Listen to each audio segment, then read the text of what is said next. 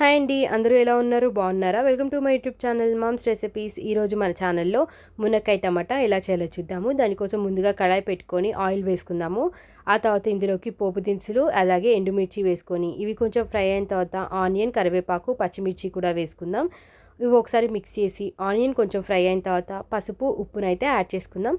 ఉప్పు అనేది ఎవరి టేస్ట్ని బట్టి వారు వేసుకుందామండి. ఆ తర్వాత మునక్కాయలని కూడా వేసేసుకొని ఇవన్నీ ఒకసారి బాగా మిక్స్ చేసుకొని మీడియం ఫ్లేమ్లో పెట్టి అయితే మూత పెట్టేసుకుందాము.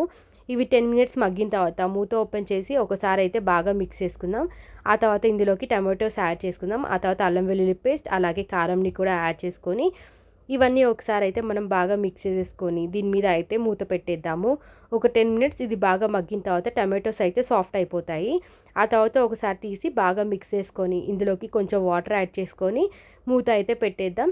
ఆ తర్వాత నూనె అయితే పైకి తేలుతుంది. ఒక 5 మినిట్స్ తర్వాత అంతే, ఎంతో టేస్టీ అయిన మునక్కాయ టమాటో అయితే రెడీ అయిపోయింది. Thank you. Please subscribe to my YouTube channel.